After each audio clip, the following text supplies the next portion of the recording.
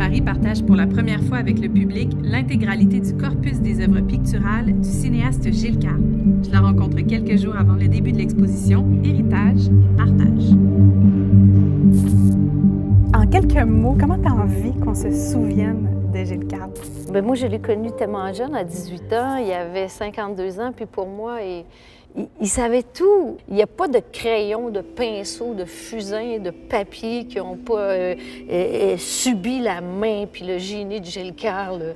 Mais Gilles, au fond, il était trop artiste pour se croire artiste. Je ne l'ai jamais vu contempler un coucher de soleil. Il était comme le coucher de soleil, il était en lui. Il n'avait pas besoin de s'arrêter puis de le regarder. Il n'avait pas besoin de passer par la contemplation pour voir. Et on va le découvrir dans l'exposition, entre autres, avec ses œuvres picturales, parce qu'on se rappelle beaucoup de lui comme cinéaste, mais il était vraiment pluridisciplinaire, là. Il y a du feutre, il y a des trucs qui sont vraiment dessinés sur des napperons. On sent vraiment que c'est quelque chose qui jaillissait, là. C'était spontané. C'est un geyser. Son esprit, il y a un esprit geyser. Il arrêtait jamais, jamais. Puis il a beaucoup dessiné. Malade et paralysé. Et puis, à la fin, on lui mettait... Il choisissait le pinceau, le crayon qu'il voulait, les couleurs. Il était en fauteuil roulant, on avait fait un chevalet, et puis il a peint jusqu'à la fin. Et puis, on a des dessins fin de vie, là, incroyables.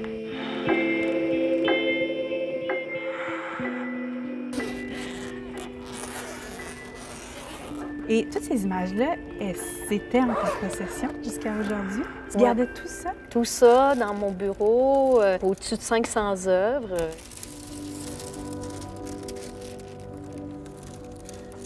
À Marie, donc Marie, c'est moi, c'est Marie-Aline, en fait. Ah, ça, c'est son cube. Il aimait ça, le Rubik's Cube. Est-ce que c'est lui? Ah oui, ça, c'est lui. Hein? Toujours ces grands yeux-là, là. Tous ces dessins, c'est des autoportraits. C'est ça, hein? Ou des portraits de toi. Ou des portraits de moi. Ça, c'est Juba. Au fond, j'y connais tout par cœur. Ben oui, c'est ça. Oh, wow! Magnifique, hein? Tu vois. Puis il utilisait beaucoup le liquid paper. Oui. Tu vois, il y en a, ici, il y en a, l'aquarelle. Puis il prenait sa salive, puis c'était avec sa salive qu'il faisait le lavis. OK. C'est vraiment des matériaux de la vie quotidienne. Là. Tu sens que ça aurait pu être pris sur un bureau. Là, ah oui, oui. Puis il y avait des centaines de crayons. Il me disait, tu reconnais la richesse des gens par le nombre de crayons dans une maison. Ça, c'est le fun. Il est parti du poème d'Alfred Desrochers, fils déchu d'une race surhumaine, un surhomme, tu sais. Ah, tu vois, c'est ça les traits que tu disais avec le... Avec le liquid paper. Correcteur, ouais. Il adorait ça. Ses œuvres, c'est pas de la caricature, mais c'est plus sur le ton de la confidence qu'on se passe entre amis le soir d'un souper. Oui. Et ça... Mais c'est vrai que c'est une caricature qui est pas... tu sais, on sent que c'est pas destiné à être rendu un journal. C'est ça, c'est vraiment intime, c'est une caricature intime.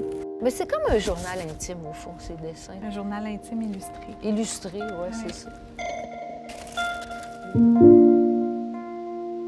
Puis malgré le fait que tu sois prête à cette étape-là, est-ce que c'en est une qui est aussi un peu difficile? Est-ce que ça fait partie un peu du deuil? Comment tu le vis?